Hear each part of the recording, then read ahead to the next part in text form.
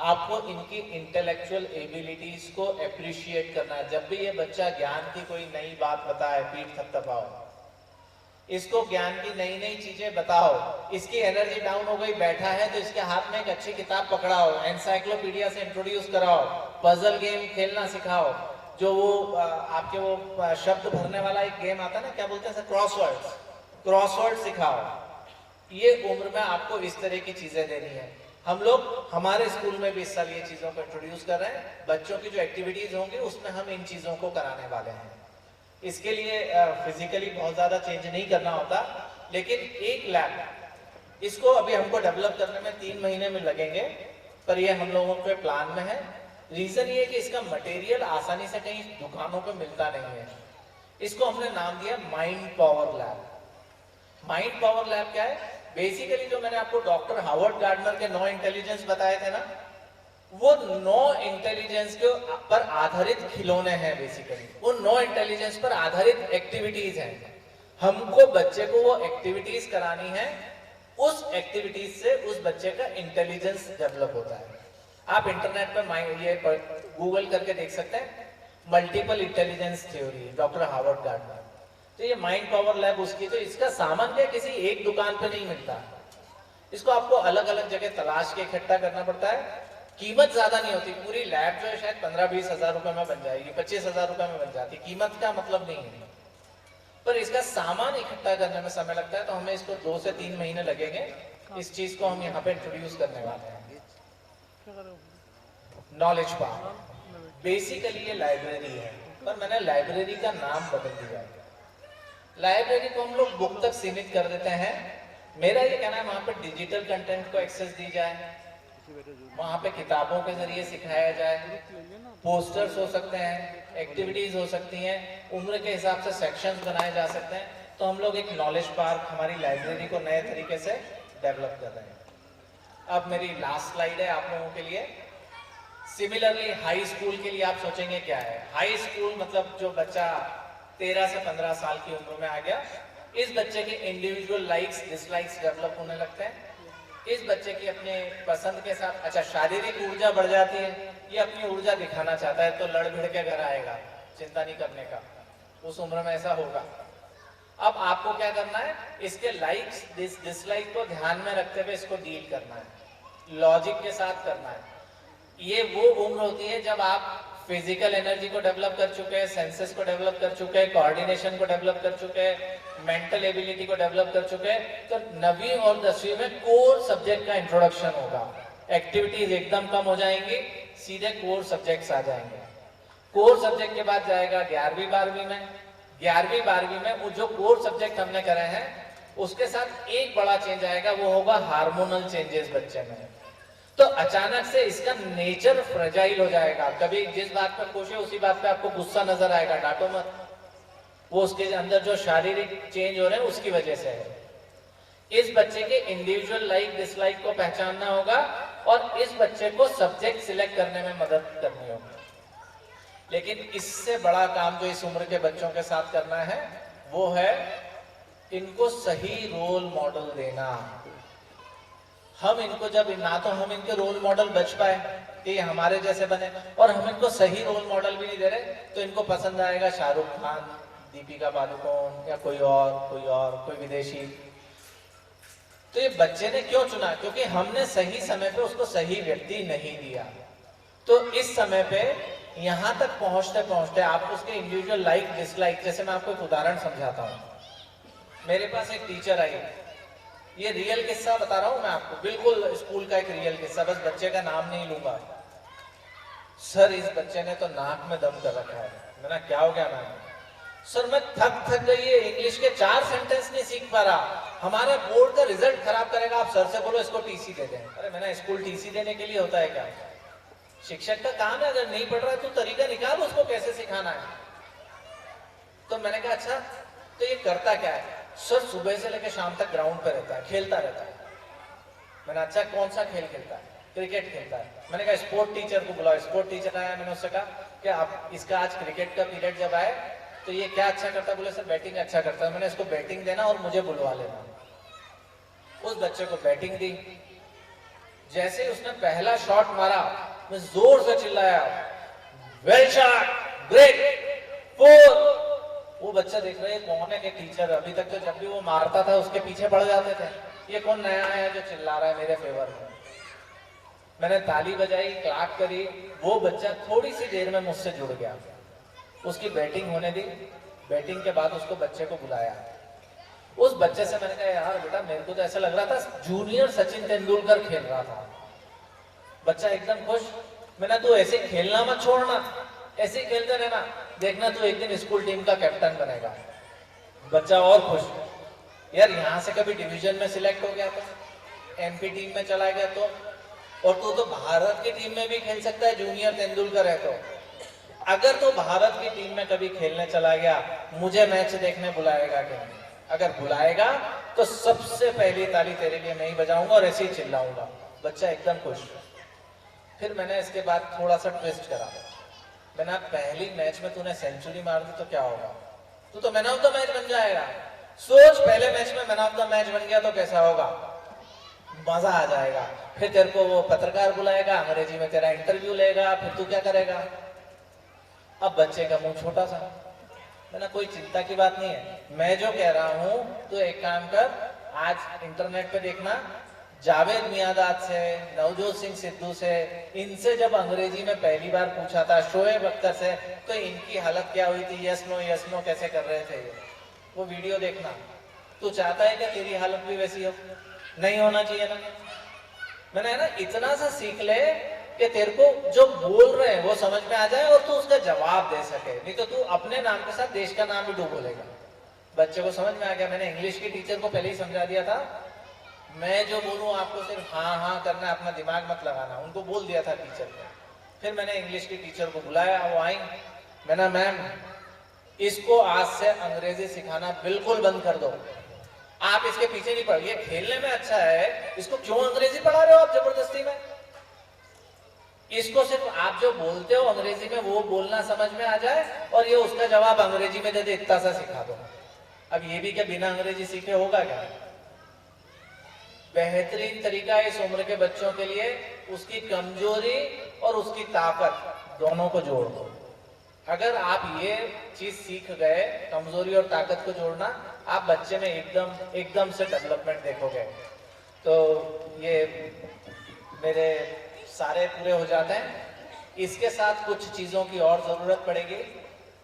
डांट की जगह प्यार, सजा की जगह अपनापन, आपका अनुभव, सही शिक्षा, कंपेनियनशिप, उसका दोस्त बन के चलना है और उन्हें रोजमर्रा के दैनिक कामों में इन्वॉल्व करना है। अगर आपने इन चीजों पे काम करा तो निश्चित तौर पे बच्चों की शिक्षा जो सजा नहीं, एक वरदान हो जाएगी। एक चीज मैं आपसे अपेक्षा रखूंगा कि आप बच्चों को बहुत क्लोजली ऑब्जर्व करना शुरू कर दीजिए। उसके अंदर जो भी परिवर्तन आता है वो बहुत पहले से दिखने लगता है। आप समझ नहीं पाए कोई बात नहीं, आपने उसके अंदर जो उसको करते हुए देखा, आप स्कूल तक वो जानकारी पहुंचा दो कि आपको ऑब्जर्वेशन क्या है, उसका रूटीन क्या है, उसकी हॉबीज क्या है, उसका सीखने का तरीका कैसा है। वो 1 घंटे ही पढ़ता है, वो 5 मिनट ही पढ़ता है, वो खड़े होकर पढ़ता है, वो टीवी के सामने पढ़ता है, वो गाने सुनते हुए पढ़ता है, मोबाइल चलाते हुए पढ़ता है। जो आपने ऑब्जर्व करा वो हमें लाके बता दो। उसको साइंटिफिकली हम लोग यहाँ पे ठीक कर लेंगे और बच्चे के लिए आपको घर पे क्या करना है वो बताने की कोशिश करेंगे। So it is always better to be together. बच्चे को जब माँ और पिता जब चलना सिखाते हैं, एक उंगली इधर से पकड़ाता है, एक उंगली इधर से पकड़ाता है, दोनों एक दिशा में चलते हैं। लेकिन स्कूल के मामले में क्या हो जाता है, एक उंगली बच्चे ने स्कूल की पकड़ रखी, एक उंगली माता पिता की पकड़ रखी है। स्कूल इस दिशा में जाएगा तो माता पिता इस दिशा में जाएंगे, वो गोल गोल ही घूमेगा, बच्चा सीखेगा क्या? Better together. आप और हम साथ में हैं बच्चे को आगे बढ़ाने के लिए। और ये कभी मत सोचना कि बच्चे को बेहतर बना के हम उसका भविष्य बना रहे हैं। आप किसी का भविष्य नहीं बना रहे, आप खुद का भविष्य संवार रहे हो। आज आपके शरीर में ताकत है तो आपको लग रहा है कि उसका भविष्य बना रहे हो। जिस दिन आपके शरीर में ताकत नहीं होगी उस दिन उसके पास ताकत होगी। आप आज कैसे तैयार करोगे आपका भविष्य तय करेगा। और यही मैं स्कूल को भी बोलता हूँ, सर यही कलेक्टर बनेगा, यही कमिश्नर बनेगा। यही पहलवान बन के सामने आएगा, ये सब कुछ यही करने वाला है। बेहतर है सही तरीके से उसकी शिक्षा दें। और आप लोगों ने बहुत ध्यान से मेरी बात सुना, मैं आप सब लोगों को बहुत धन्यवाद देना चाहूँगा। इतनी संख्या में आए सर, आपने मुझे ये मौका दिया, thank you, God bless you. मैं अगले आधे घंटे यहीं हूँ, आपके कोई प्रश्न होंगे हम लोग चर्चा कर सकते हैं, बस पर फॉर्मली इस इवेंट को आप जैसे आगे बढ़ाना चाहें। Thank you, God bless you. भाषा सीखेगा बच्चा, लॉजिकल डेवलपमेंट होगा, फिजिकल डेवलपमेंट होगा, एस्थेटिक डेवलपमेंट होगा, क्रिएटिव डेवलपमेंट होगा और सोशल डेवलपमेंट होगा। और अंत में बच्चा इस वीडियो में दिखाया है ऐसा बन जाएगा। लगभग 30-40 सेकंड 50 सेकंड का एक वीडियो, ये देख लीजिए।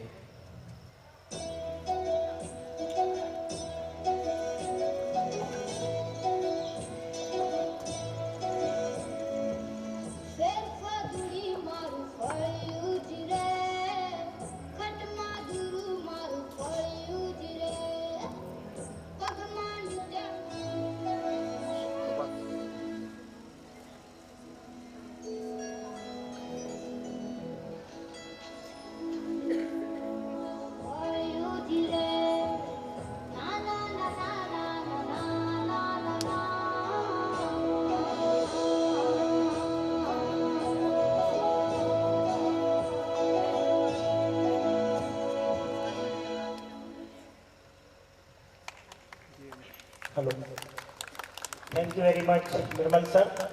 आपने पेरेंटिंग हमको करना होती है, बच्चों को सही ज्ञान देना होता है, सही दिशा देना होती है। तो हम सबको उन चीज़ों से हम जो है उन चीज़ों के साथ, सही चीज़ों के साथ आगे बढ़ें। तो फिर से मैं निर्मल सर को धन्यवाद कहना चाहूँगा कि इतनी सारी चीज़ों से हमको अवगत करवाया। अब मैं यदि मंच से सर से निवेदन करना चाहूँगा, यदि आपका कोई प्रश्न है, सर ने जो इतनी बात बोली है उसमें कोई यदि आपका कोई प्रश्न बनता है तो मैं माइक आप तक पहुँचाऊँगा और सर वहाँ जो है आपको कोई भी रिप्लाई कर सकेंगे। एक तो ये, दूसरा अभी हम लोग सब डिनर करेंगे साथ में, और जब डिनर करते हुए भी और सर से यदि आप कोई प्रश्न करना चाहें तो भी स्वागत है सभी का। किसी भी प्रकार का एजुकेशनल बच्चों से, अपने बच्चों से रिलेटेड सर आंसर देंगे। तो मैं सर जी अगर कोई कोशिश करूंगा, अगर दे पाया तो, अगर आप कुछ पूछना चाहें। अदरवाइज हम लोग खाने के समय पे यहाँ हैं, आप 1 to 1 आके भी पूछ सकते हैं, जैसा आपको ठीक लगे। प्रश्न सिर्फ 2 स्थिति में नहीं आता है, या तो प्रोग्राम अच्छा रहा हो या बहुत ही बुरा रहा हो। मुझे नहीं मालूम कैसा रहा। Thank you sir, god bless, thank you. ये sir please. Thank you sir. मैं इसको थोड़ा सा एक्सटेंड करता हूँ। सर का प्रश्न था कि इस डिजिटल युग में बच्चे को डिजिटल चीजों से बाहर निकाल के किसी अन्य चीज से कैसे जोड़ा जाए, सिर्फ आध्यात्मिक ही क्यों, किसी को कुछ और चीज से जोड़ना है, उससे कैसे जोड़े। तो सबसे पहली चीज है, उसको टीवी के सामने पहली बार बिठाया किसने था? हमने बिठाया था। जब वो बैठना सीख गया तो हमें प्रॉब्लम हो रही है। पहली बार मोबाइल किसने पकड़ाया था उसके हाथ में? हमने पकड़ाया था। अब जब वो पकड़ना सीख गया तो हमें प्रॉब्लम हो रही है। जब तक बच्चा किसी काम को हमारे अनुसार करता है तब तक हमें अच्छा लगता है, जब वो हमारे अनुसार सीमा से आगे निकलता है हमें तकलीफ होती है। लेकिन हमें वो सब करने की छूट है। आंख खुलते से ही हम व्हाट्सएप देख सकते हैं और रात को जब तक अपने आप बंद नहीं हो जाए तब तक हाथ में मोबाइल रख सकते हैं। इसकी छूट हमें चाहिए।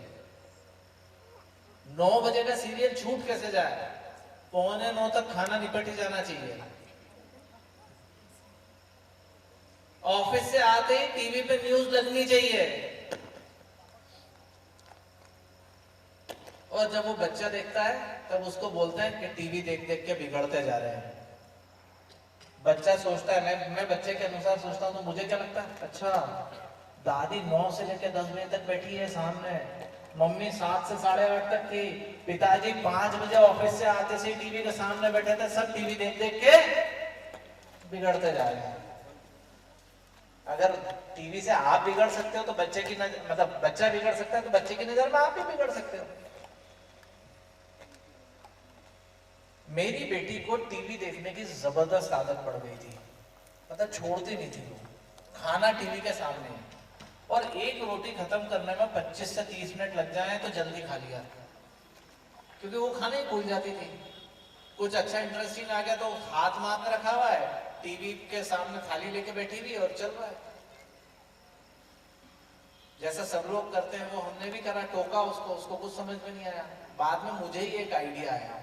यही स्थिति रात को भी रहती थी, सोते समय भी, मतलब मेरी आदत थी मैं रात को एक साउथ की पिक्चर या कोई एक इंग्लिश डिबेट या कुछ भी एक देखना और फिर सोना। सबसे पहला काम हमने करा, टीवी को हॉल में पहुंचाया, जो हमारे घर में सबसे दूर जगह थी, टीवी को वहां पहुंचाया। अपने कमरे में लाइब्रेरी बनाई, आप जितेंद्र ने देखा है मेरा घर, उसमें लाइब्रेरी पूरी पूरी किताबों के शेल्फ वहां पे रखे हुए हैं, पूरी लाइब्रेरी बनाई। मैंने उसको वाइफ से बोला इसको बोलना बंद कर देना, इसको कुछ नहीं टोकना। हम दोनों जने फ्री होते ही अपने रूम में एक एक किताब हाथ में, थोड़ी देर में उसको आवाज देता था, दीक्षी, दीक्षिता नाम है उसका, मैं घर में दीक्षी बोल रहा हूँ, वो आती, अरे देख बेटा कितनी बढ़िया बात लिखी है इसमें, और उसको जो सिखाना है वो सुना देता था, उसमें लिखा हो या नहीं, कभी वो पढ़ के तो देख लीजिए, पढ़ तो मैं रहा हूँ। अब उसको जो सिखाना है वो मैं उसको बोल देता था और फिर छोड़ दिया, वो वापस बाहर, फिर अपने टीवी के सामने, फिर उसको बुलाया। लगभग 15 दिन में ऐसी स्थिति हुई कि उसको लगा पापा मम्मी तो दोनों अंदर हैं, मैं अकेली टीवी के सामने बाहर हूँ, मैं भी अंदर चलती हूँ। वो अंदर आ गई तो हमने लूडो शुरू कर दिया, सांप सीढ़ी शुरू कर दिया और किताब शुरू कर दी। अब स्थिति ये है कि मुझे रिचार्ज कराए हुए टीवी को 1 साल हो गया, रिचार्ज ही नहीं कराया है। मम्मी आती है तब हम लोग बस एक सब्सक्रिप्शन ले लेते हैं बूट का या जो डिजिटल, उसमें जो मम्मी चैनल देखती है वो देख सकें, और उनके लिए गलत नहीं है, ये हमने बिटिया को सिखाया। मैंने उसको बोला कि मैंने तो बेटा तू ये बता दादी और क्या करेगी, तू नीचे जाके खेल सकती है, मैं बाजार जाके काम कर सकता हूँ, मम्मी घर का काम कर रही है, दादी क्या करेगी, वो अपना समय कहाँ लगाएगी, और वो जो चीजें देख रही है तुम देखो वो क्या देख रही है।